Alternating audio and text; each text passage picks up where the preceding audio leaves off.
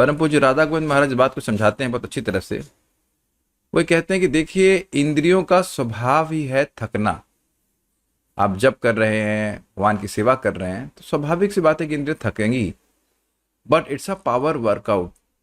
Power workout का मतलब आदमी जिम में जाता है, खूब मेहनत करता है, थकता जरूर है, लेकिन उसकी मसल्स में और अधिक शक्ति बढ़ती जाती है।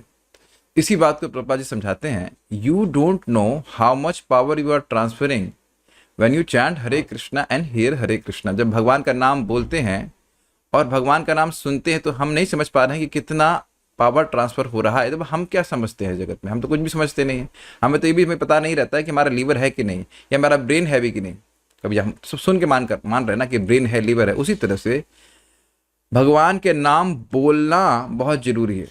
लोग सोचते हैं यहाँ मेरी एनर्जी खर्च हो रही है, मैं जरा हल्के हल्के बोलता हूँ। नहीं, स्पष्ट बोलें और स्पष्ट सुने तो क्या पावर हमारे पास हो जाएगी। इतना तो समझ में आ रहा है, the power of not desiring anything accept Krishna's pleasure. भगवान की प्रसन्नता के अलावा और कुछ ना इच्छा करना, ये बहुत बड़े बड़े पहलवानों के लिए भी संभव ही नहीं है। अन्याभिलाषिता शून्यम, अन्याभिलाषिता शून्यम। तो आप इसका अर्थ समझते ही हैं। जो भी भगवान कृष्ण का नाम जपता है, उसके हृदय में भगवान के प्रति भाव आने लगता है। प्रभुपाद बड़ी सुंदर बात कहते हैं कि जब आप कृष्ण का संपर्क कर रहे हैं तो कृष्ण की शक्ति आपके साथ लग जाती है। जैसे कोई साइकिल चला रहा है, चाहे साइकिल अपनी स्पीड चलती है, लेकिन अगर कोई व्यक्ति ट्रक पकड़ लेता है तो वो ट्रक की स्पीड से चलने लग जाता है। देखा गया है जगत में लोग ट्रैक्टर ट्रक पकड़ लेते हैं। तो जब कोई व्यक्ति कृष्ण को पकड़ लेता है तो सबसे धार्मिक व्यक्ति बन जाता है, कि कृष्ण की शक्ति उसके हृदय में स्थानांतरित होने लगती है पहले दिन से ही।